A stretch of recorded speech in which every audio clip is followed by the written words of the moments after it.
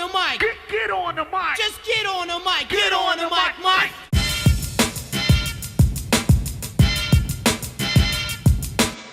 Hey everybody, what's going on? Welcome to Get on the Mic. That's where you put me in front of a microphone with a few notes and I talk about some of the more interesting things that have happened throughout the world of entertainment this week, or whatever else I feel like talking about. As always, I am your host, the real Geno Reynolds, and today we have a pretty packed program for you.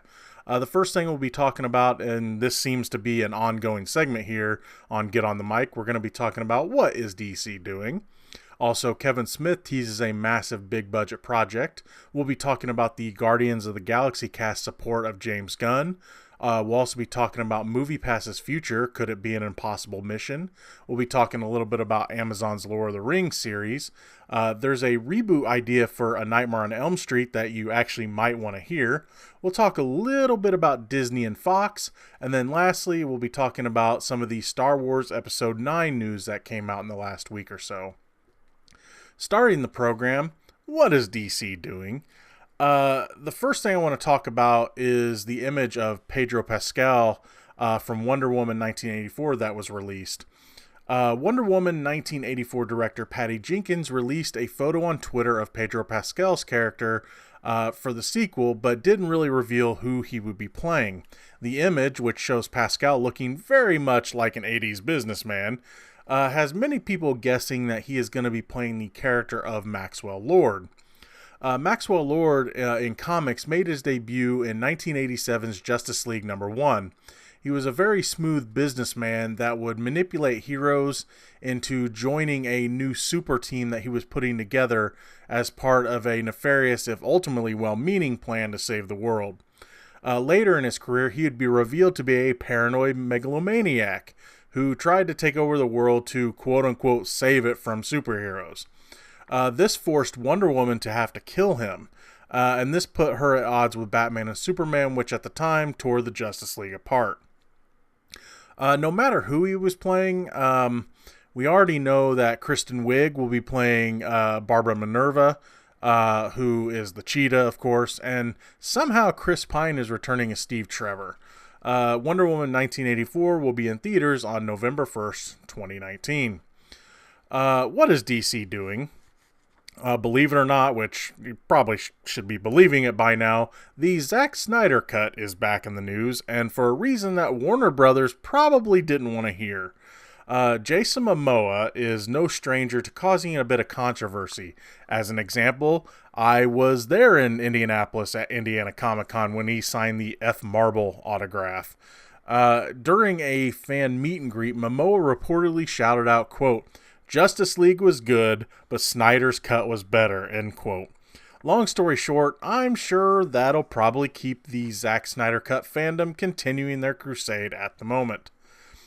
What is DC doing? Speaking of Zack Snyder's plans, during a fan chat on the Vero social media network, Snyder confirmed that he intended the movie's dead Robin to be Dick Grayson. When asked if Grayson would stay dead, maybe coming back if they do make the Flashpoint movie, Snyder said that Grayson would, quote, "stay dead till Carrie." So it seems that Snyder's original plan was to skip Jason Todd unless he is the Joker, which I still think he is despite the denials, skip Tim Drake and adapt Frank Miller's Robin, Carrie Kelly, somehow into the DCEU. Of course, this may never happen because, from what it seems, Snyder is done shaping the DCEU, or whatever it's going to become or be called, for the foreseeable future. Not that I don't like the character, but I think this would have been a bad idea. I think the stuff that Snyder already took from Frank Miller's The Dark Knight Returns already felt way out of place in Batman v Superman, so I'm not sure her Robin would have fit. I mean, you maybe might have made it be able to fit, but if it was going to be a direct adaptation from The Dark Knight Returns, I'm not so sure. I wouldn't mind being wrong, though, because, again, I do like the character, but I think that Snyder's love for Frank Miller's work really clouded the DCEU too much already. What is DC doing? This is a quick update for the Joker movie. Again, the news just keeps coming out on this every week, it seems. There are sources that say that Mark Maron, who's most known for lately being in Glow on Netflix and his WTF podcast, Maron is in talks for a role in the movie Joker. If he's brought in, he would be playing the agent to Robert De Niro's talk show host character, who plays a part in booking the future Joker on the show. This, of course, plays into my theory about the future clown Prince of Crime being on the show and his act bombing. I could totally see Maron in a role like this, so if he joins the movie, I'd be pretty happy about that. The next story I want to talk about, in a way, could be considered a what is DC doing, but it's kind of towing the line there. Kevin Smith teases a massive big budget project. Kevin Smith took to Instagram to tease his upcoming project, and we're not talking about Moose Jaws, Clerks 3, Mallrats, or any of the quote-unquote Kevin Smith type movies. Though the details for it are pretty scarce at the moment, this project seems to be huge for Smith. He said, quote, "Just finished a huge writing gig that I haven't talked about publicly yet. It's the most massive IP I've ever been allowed to play with, and if the powers that be decide to move forward with the project, it would be the biggest budgeted anything I've ever done. Wish me luck. Fingers crossed that I get to talk about this one one day soon, or better yet, fingers crossed we all get to watch it next year." So what could the project be? Instantly, most people's thoughts would go towards something Star Wars or Marvel. Given his excitement for those properties, he denied that he'd ever work on those properties back in June on Twitter by saying, quote, "Easy to deny, the only Star Wars and Marvel Studios movies I'm involved with are the ones I pay to see in the theaters, promise." Notice, though, that he never mentioned the DC universe. He has worked on episodes for both the TV shows of The Flash and Supergirl, so if I had to guess, he might be getting involved in a DC movie. I would have guessed that the project was the Flash movie, but as far as I know, it still has its writer, so, I could be wrong on that, though. What are your thoughts? Do you think that Smith should be directing a big budget superhero movie or a big budget movie at all? If so, what character or group would you like to see him tackle? If not, how come you don't want to see it happen? The next story I want to talk about is the Guardians cast's support of James Gunn. As I said last week, I really don't feel like commenting on the James Gunn stuff because, honestly, I don't know how I feel about it. The subject of the finger pointing and being offended and etc. really kind of just puts me in a mood, and I don't want this show to be about that unless it's a story that has happened to me or somehow I'm really invested in. And I don't know these people personally, so I find it hard to comment on them without sounding like, I don't know, an uninformed tool. That being said, I do want to talk about the latest developments in the story. In a move that might become a huge problem for Disney and Marvel Studios, the cast of Guardians of the Galaxy has unified and come out in defense of James Gunn. What I'm about to read here is their statement that they released in its entirety. "To our fans and friends, we fully support James Gunn. We were all shocked by his abrupt firing last week and have intentionally waited these 10 days to respond in order to think, pray, listen, and discuss. At that time, we've been encouraged by the outpouring of support from fans and members of the media who wish to see James reinstated as director of Volume 3, as well as discouraged by those so easily duped into believing the many outlandish conspiracy theories surrounding him. Being in the Guardians of the Galaxy movies has been a great honor in each of our lives. We cannot let this moment pass without expressing our love, support, and gratitude for James. We are not here to defend his jokes of many years ago, but rather to share our experience having spent many years together on set making Guardians of the Galaxy 1 and 2. The character he has shown in the wake of his firing is consistent with the man he was every day on set. And his apology, now and from years ago, when first addressing these remarks, we believe is from the heart, a heart we all know, trust, and love. In casting each of us to help him tell the story of misfits who find redemption, he changed our lives forever. We believe the theme of redemption has never been more relevant than now. Each of us looks forward to working with our friend James again in the future. His story isn't over, not by a long shot. There is little due process in the court of public opinion. James is likely not the last good person to be put on trial. Given the growing political divide in this country, it's safe to say instances like this will continue, although we hope Americans from across the political spectrum can ease up on the character assassinations and stop weaponizing mob mentality. It is our hope that what has transpired can serve as an example for all of us to realize the enormous responsibility we have to ourselves and to each other regarding the use of our written words when we etch them in digital stone. That we as a society may learn from this experience, and in the future will think twice before we decide what we want to express. And in so learning, perhaps can harness this capability to help and heal instead of hurting each other. Thank you for taking the time to read our words. Signed, Chris Pratt, Zoe Saldana, Dave Bautista, Karen Gillan, Bradley Cooper, Vin Diesel, Sean Gunn, Palm Clementieff, and Michael Rooker. All of them, in many different statements and interviews, have said that they want to see Gunn brought back by Disney to direct Guardians Volume 3. This could go one of two different ways. If Disney does bring him back, the movie will be made with no issue, but there is a chance that there will be some backlash financially at the box office, as many people might not want to support Gunn for the comments that he made. If Disney doesn't reinstate him as director, the cast may not be willing to play ball with Disney in the future.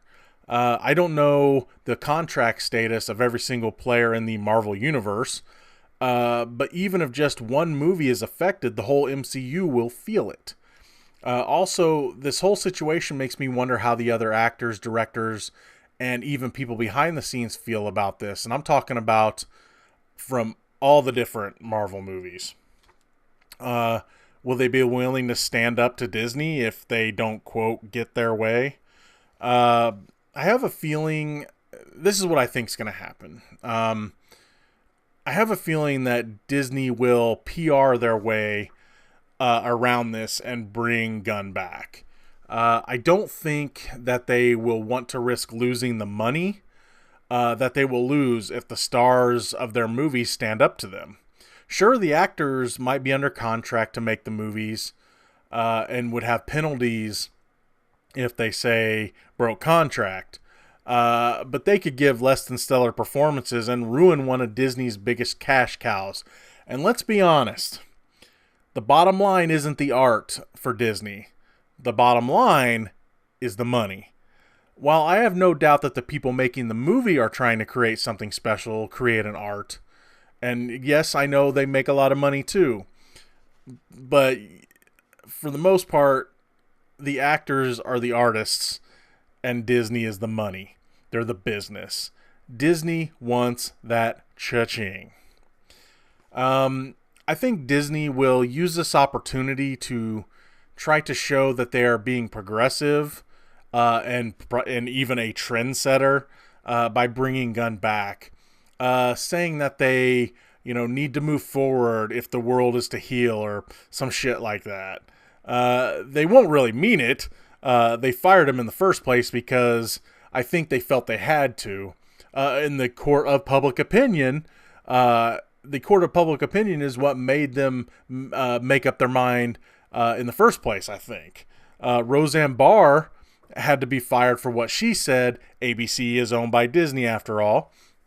If they didn't fire Gunn for the tweets that he put out 10 years ago, then they might have been seen as hypocrites, and there would be the possibility that it would affect their money clips. I know that Roseanne Barr has stated that she isn't too happy about this whole situation of people wanting to bring Gunn back. When support began to come out for Gunn, she said over Twitter, quote, said over Twitter, I'm disgusted to read all of the support for James Gunn's pedophile jokes, as the same people supported blacklisting me for a joke they didn't even understand. Before the Guardians cast wrote their letter, there was a petition on change.org that was created to rehire James Gunn. As the taping of this podcast, it has somewhere around 360,000 signatures. On the other side of the coin, I thought I'd find one to bring Roseanne back and get her show back on the air, but there wasn't one that I'd even consider as successful as Gunn's on the site. They look like just a few fan things, and not a lot of people had looked at them. There are also rumors that Disney is going to be meeting with Gunn, and there's rumors that there's no way Disney will bring him back. But there is no solid sources for either of these situations, so we can only go with what we know right now. What are your thoughts on this? I'm really curious how those that listen to the show feel about the subject, and please feel free to comment in the comment section below. I do ask that you please keep the conversation civil. I know that this is a touchy subject, but we like to keep things cool here on the Real Geno channel. So if you want to comment, try to be cool, man. As they say in Pulp Fiction, how's Fonzie like? Fonzie's cool. That's right. Fonzie's cool. So it'd be much appreciated if you're going to discuss it. Please try to stay civil. And now, this next story. I've been looking forward to talking about this one because, boy, this is getting ugly. Movie Pass. Movie Pass's future could be an impossible mission. So Movie Pass crapped the bed again this last weekend. Plus, they have already made plans to crap the bed in the future, apparently. Let's start with the mess that they created for themselves last weekend, shall we? Okay. So, you tell me if this sounds fishy. This last weekend, which was predicted to be a pretty big weekend at the box office with Mission Impossible Fallout being released, Movie Pass just up and had a huge outage of their service. That would be understandable. Things happen. Tech is fickle sometimes. But here's where it gets interesting. All of a sudden, Movie Pass CEO Mitch Lowe told his staff that the service wouldn't offer tickets for the next two major movie releases this summer, which is Christopher Robin and The Meg, over the next couple weeks. But hinted that this would be the policy for other movies in the near future. You'd think that this would be a way for them to save money, which would be a good business plan, but they've already had record subscriptions on the promise of seeing the newest movies the week they come out for $10 a month. So it's beginning to start to feel a little bait and switch, if you ask me. Well, I somewhat understand their plight. I mean, they had to pay out more than, get this, 1.15 million tickets for Infinity War. Think about that. At an average of, let's say, $10 a ticket, that adds up to $11,500,000. And that is after they stopped users from being able to see movies more than once. Think about those that saw Black Panther multiple times, because back then you could do the multiple viewings thing, which in my opinion is why they took away the whole repeat viewing option in the first place. From an article back in March, MoviePass said that they bought around 1 million Black Panther tickets.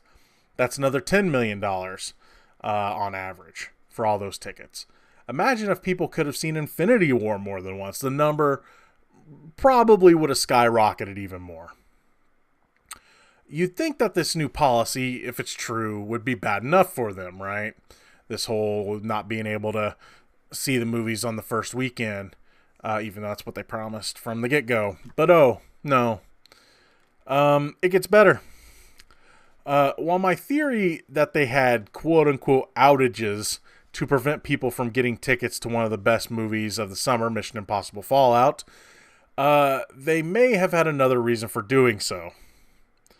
Their outage may have happened because they ran out of money to pay for people's tickets.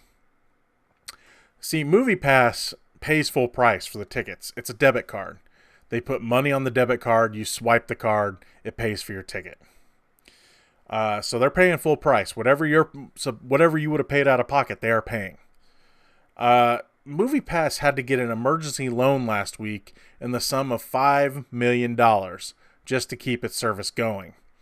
So whether or not it really was an outage caused by not having money or by them just not wanting to pay for Tom Cruise killing it yet again, this is still not the end of the story. In wanting to keep their subscribers happy, me being one of them for now, MoviePass is supposedly going to raise the monthly subscription fee from $10 a month to $15 a month. A change that will happen, quote, within the next 30 days.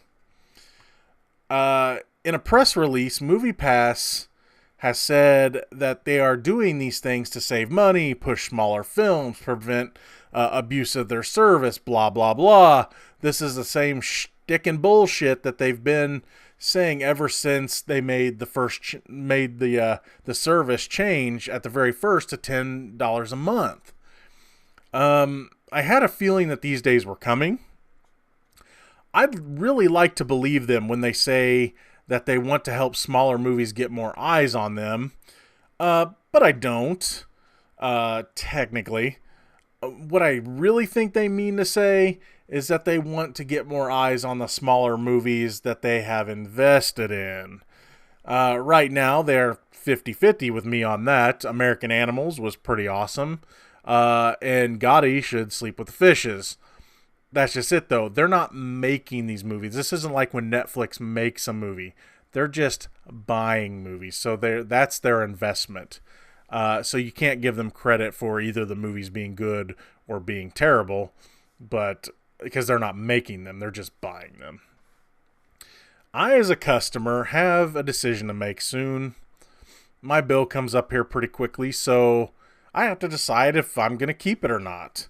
I planned on keeping it and using it for the movies that weren't showing at AMC theaters, where I've been using my A-list subscription, which, by the way, hasn't had any issues yet. This might be the last straw for me.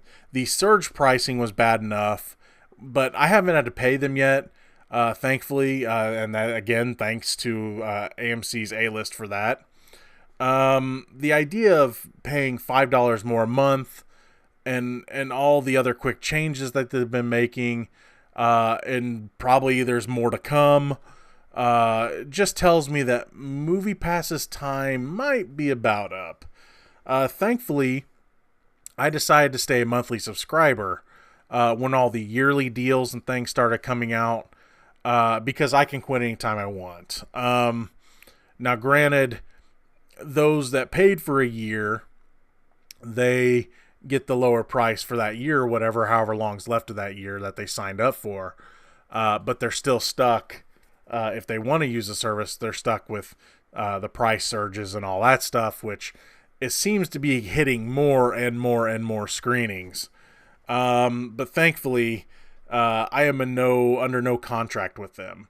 As long as it says 10, I'll probably stay with them so I can use it for smaller movies and things, but as long as there's no surge pricing on them. But not being under contract is helpful because I can leave. Whenever I decide I want to leave, I can leave. The next story we're going to talk about is Amazon's Lord of the Rings series. Amazon has decided who is going to be the showrunner for their new series based on J.R.R. Tolkien's Lord of the Rings. J.D. Payne and Patrick McKay have been hired to write and develop the series. While both writers are relative newcomers, both of them have worked on the original script for Star Trek Beyond. We're part of the writer's room for Godzilla vs. Kong and are writing the upcoming sequel to Star Trek Beyond. Still little else is known about the project. It is still unknown if it'll be set in Peter Jackson's movie universe, if Jackson is even involved, where it will be set in Middle-earth's history, etc. The only thing that Amazon has pretty much made clear is that it won't be a straight-up adaptation of the Lord of the Rings trilogy. But it will explore, quote, explore new storylines preceding J.R.R. Tolkien's The Fellowship of the Ring, end quote, with a possible spin-off series also part of the deal. The series is not going to come cheap either. Amazon is reportedly paying around they're reportedly paying around $250 million for the rights to the franchise, with the production cost estimating to reach around $500 million. So needless to say, they need this one to be a hit. While I'd love to see a new take on the franchise, I think the smartest play would be to get Jackson involved and have the series be set in his universe. Here's the thing. If you're not going to tell the stories of the characters that fans of the books love, they might not connect to the show.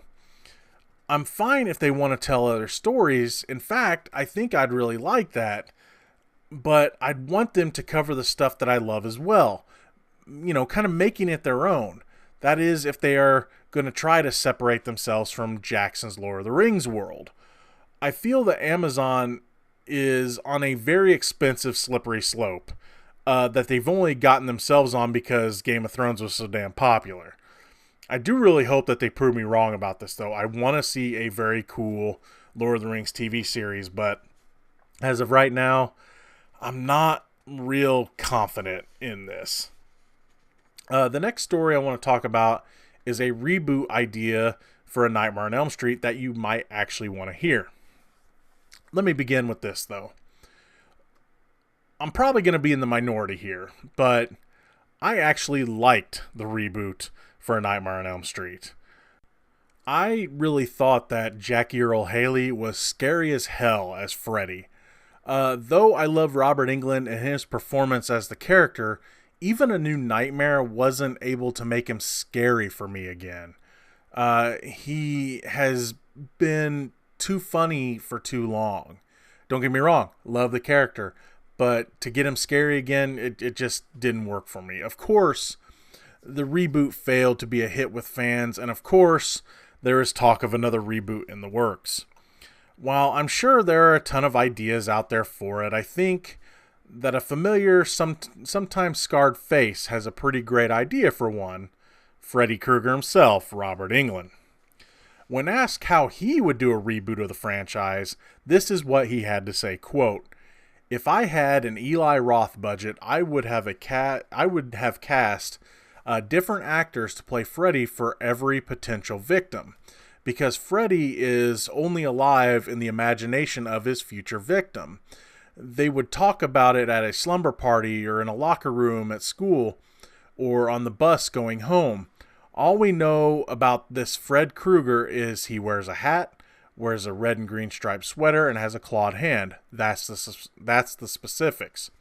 He continued, knowing that fans wouldn't be completely satisfied without his involvement. He said, quote, "At the end, it would be the ultimate victim, and we see Freddy peel his face open, and maybe yours truly is revealed. And it's the essence of Freddy. I don't think Freddy is an 80s villain.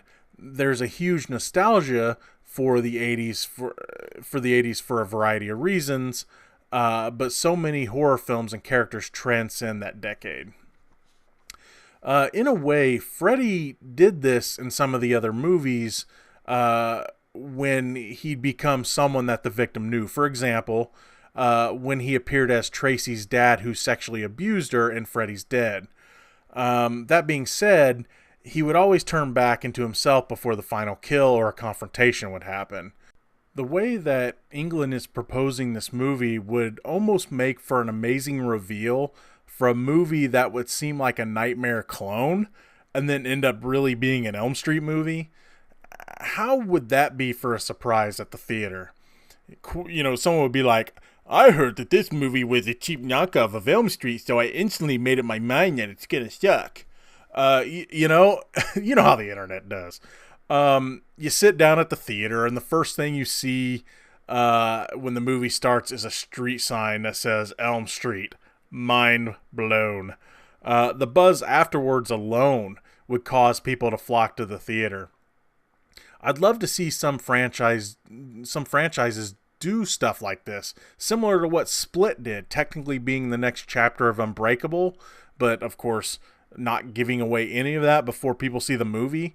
Movie makers need to try more stuff like this. So what do you think of this idea? Are you in the, if it's not England, isn't Freddy camp? Let me know what you think in the comment section below. Next, I just want to talk a little bit about Disney and Fox. I mean, we could talk to her blue in the face about all the amazing things, but we're just going to talk just a little bit about them.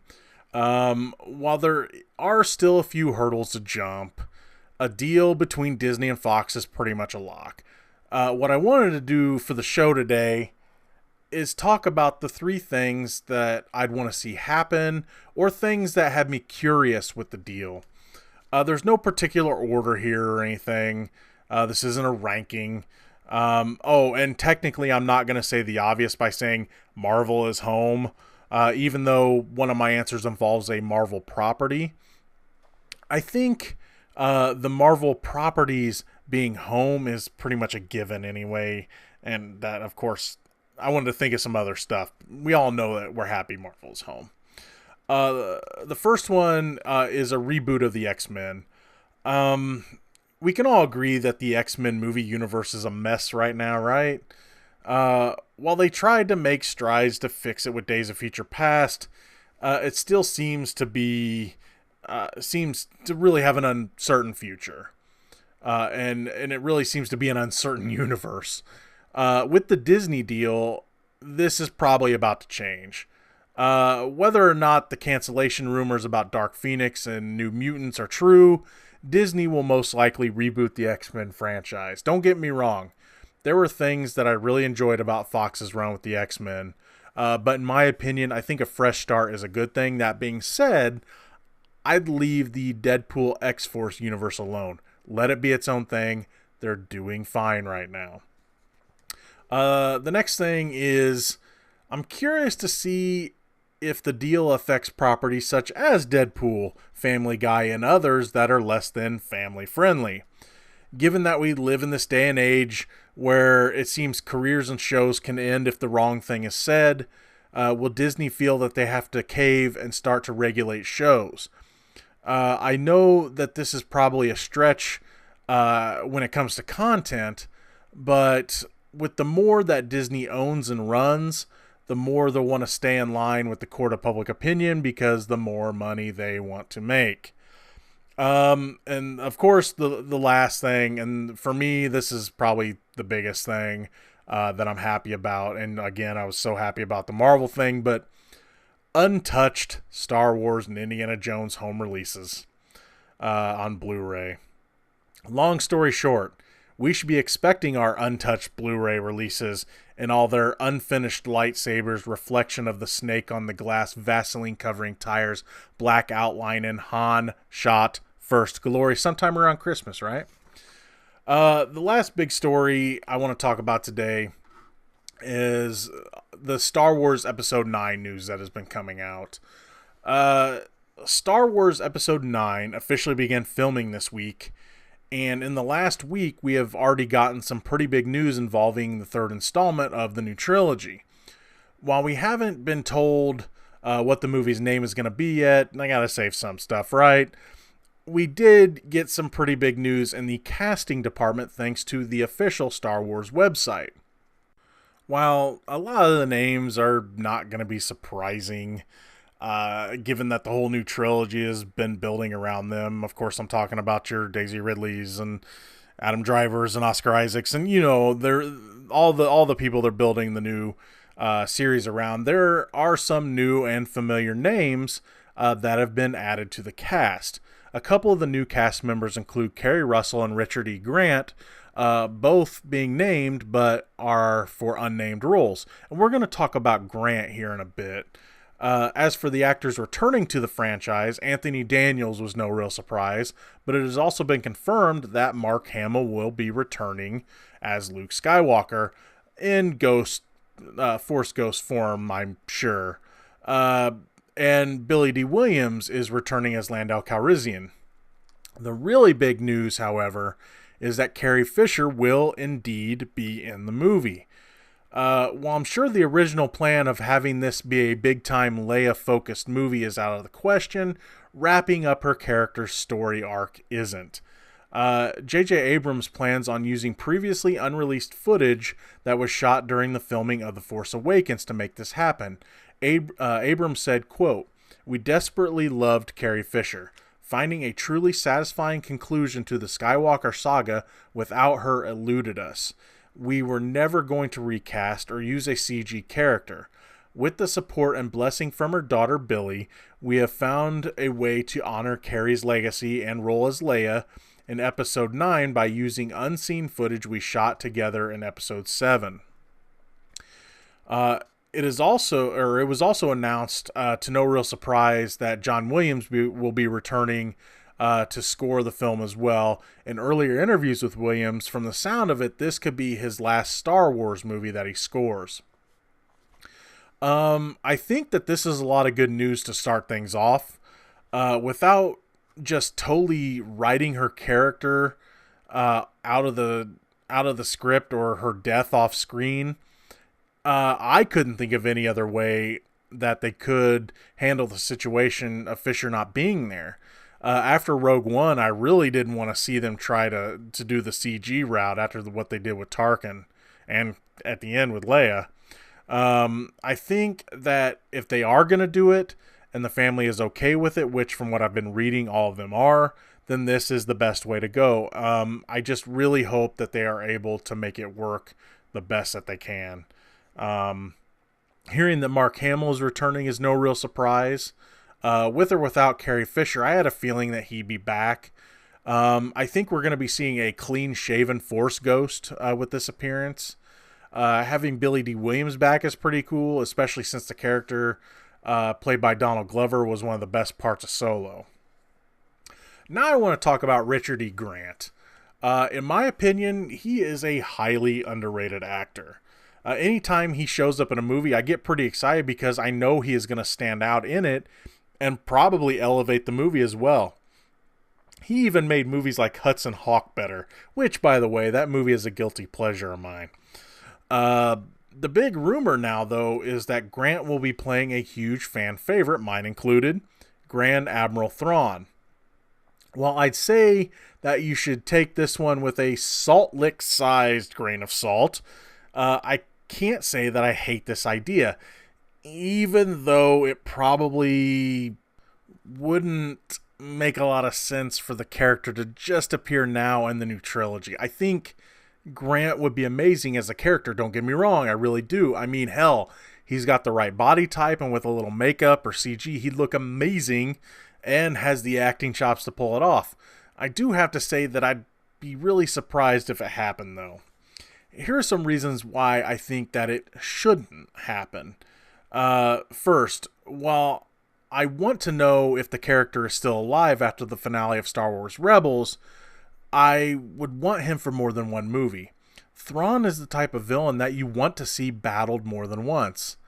That is just the type of adversary that he is. He always has a plan to come back, whether or not he wins or loses a battle. Second, if he did survive, I'm not sure whether or not he'd join up with the First Order, and if he did, I think he would have done it by now. Now, if they go with something like they just now found him or something like that, they'd have to take the time to set up someone like his character, which would take away from the conclusion of the characters that we've been following for the other two movies. Lastly, there were rumors that Ben Mendelsohn was going to be playing the role in Rogue One as well because he was wearing a similar uniform. I I think that fans are just really wanting to see a live action version of the character, and I can understand that. I do too.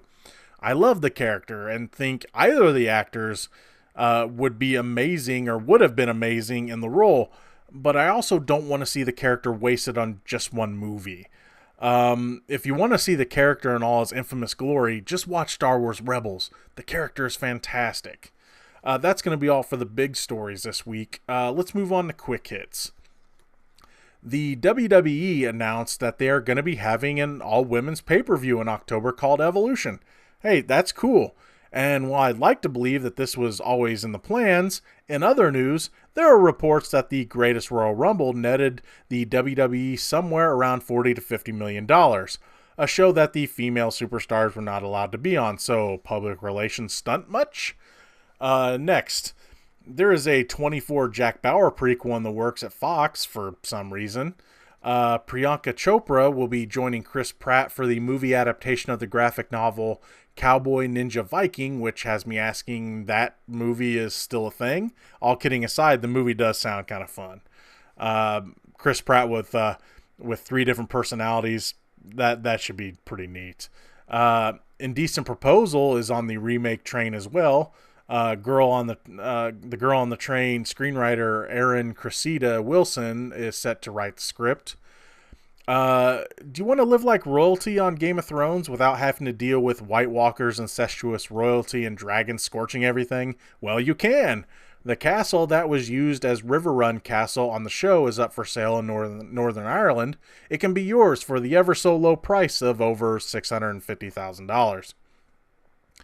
Antoine Fuqua really likes to work with Denzel Washington. Not only would he like to see the star return for an Equalizer 3, if it happens, but he also wants him to star in Fuqua's adaptation of Scarface. All I have to say is that after seeing Washington in Training Day, I don't hate the idea.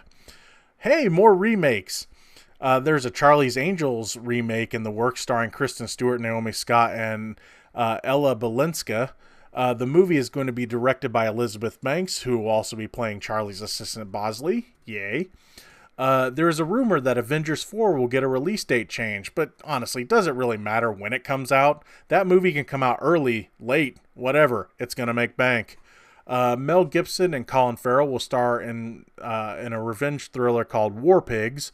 The movie centers around a group of disillusioned ex-Marines who go on one last mission to get revenge on the cartel that murdered a colleague and stole their drug money. Hey, more prequels. There's a Sandlot prequel in the works for some reason. They're killing me, Smalls. Blumhouse wants to make a Fantasy Island movie based on the TV show. How many remakes, reboots, whatever's are going to be in this quick hits? Oh, hey, here's another one. HBO wants to make a Time Traveler's Wife series. Did they even see that movie? That was more than enough. There is an Alf reboot in early development. Next. Hey, an original movie based on real life anyway. Nicole Kidman is set to play Gretchen Carlson in the Roger Ailes movie. The movie already has Charlize Theron attached to play Megyn Kelly, and Margot Robbie is in talks to play an associate producer at Fox News. I'm still curious to see who they're going to get to play Bill O'Reilly. Lastly, and this one's a little serious. Lastly, there is a huge debate going on online that I feel like I have to weigh in on. With the release of Mission Impossible Fallout, many people are arguing about if Henry Cavill keeping his mustache was worth it. I know. But I'm here to settle it. I'll settle that debate right here, right now. The answer is yes. Would Mission Impossible... I'll say it like this. This should settle the debate. Would Mission Impossible Fallout have been a worse movie without it? Well, no. The mustache only makes it that much better. Would Justice League have been saved had Cavill been able to shave? I think we all know the answer to that one. That's going to be in a quick hits this week. I want to draw you guys' attention to a video on my channel. It's called the Small YouTuber Spotlight. what I'm trying to do is I was doing it for this show, and I was afraid not enough people were hearing the part of the podcast. And what I did was I put a video up on YouTube, and I ask that you share the video on all your social media. Because I want people to be able to put links on the video so people can check out smaller YouTuber sites. I'm kind of hoping this will work better than me doing the small YouTuber spotlight here on the show.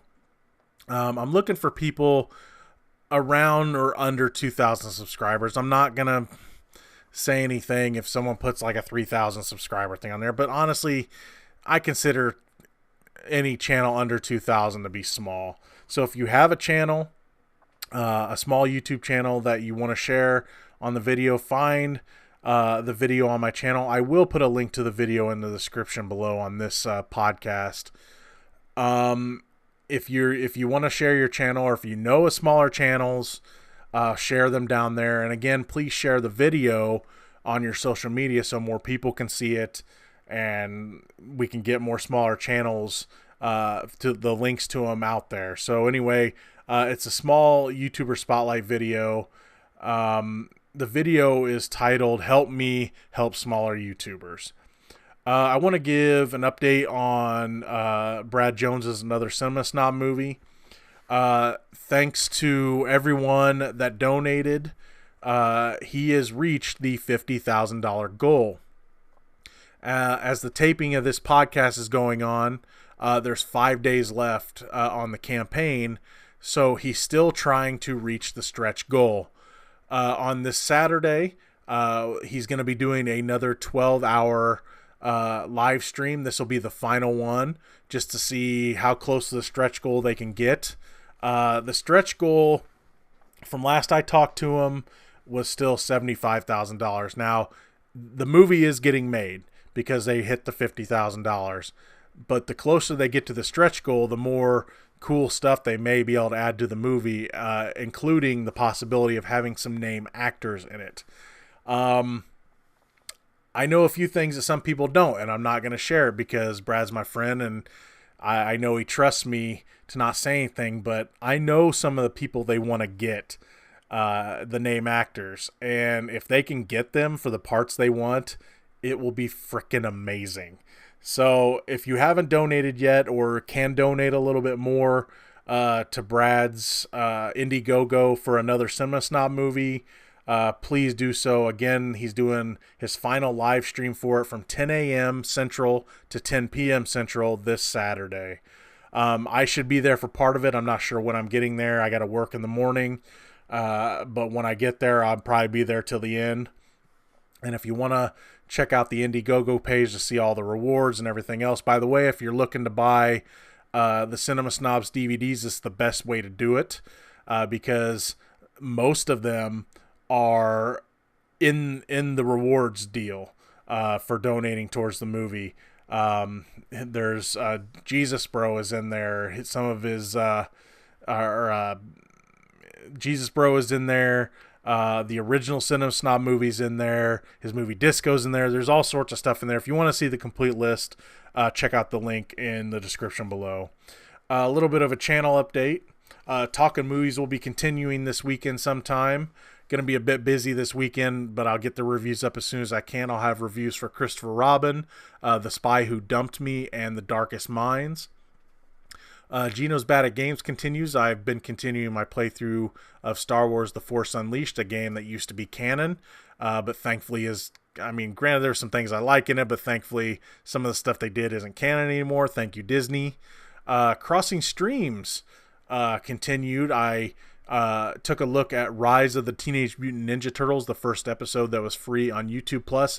I'm working my way through Jessica Jones and Luke Cage seasons 2. I'm almost done with Jessica Jones, and then I'll be starting Luke Cage after that. I needed to watch him again before I talk about him. Yeah, I know I'm a little behind, but better late than never. And also I'm working on some other show ideas.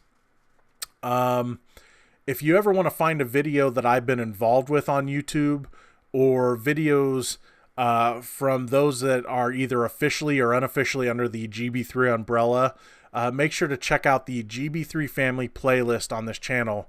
Any one of my friends are on there. If I've been involved in a video on YouTube, it's on there. So if you want to check that out, if you want to see some older videos of me embarrassing myself, make sure to check out the GB3 Family playlist. Also, please follow me on Twitter at The Real Geno. I mean, you can follow me on Facebook, but I ain't doing much on there because I'm not a fan of Facebook anymore. I haven't been for a long time. I do put most of my like info of things I'm going to be a part of or anything like that on Twitter. So make sure to follow me on there. And I also want to draw your attention to Heisenerd's channel. Last Monday, we started a playthrough of the remake of Shadowgate. And it's one of those games that I think we're gonna keep going because we're kind of that frustrated with it. It's one of those games that it really jerks you around, you know what I mean? And you just want to take out your frustrations on us. So I believe the next time we play, we may be continuing Shadowgate. I haven't talked to Bill yet, but I made my intentions known that I am not going to let that game go. And if we don't continue it, I'm going to get it and continue it sometime. Probably if we don't finish it all, I may play it right after I finish The Force Unleashed. So anyway, guys, that's going to be the program for this week. I hope you guys have enjoyed it. If you like what you've heard here, please subscribe to the Real Geno YouTube channel. Like this video, and if you have any comments on the news stories that I cover today, please feel free to comment in the comment section below. As always, I am your host, the Real Geno Reynolds. See you later. Peace.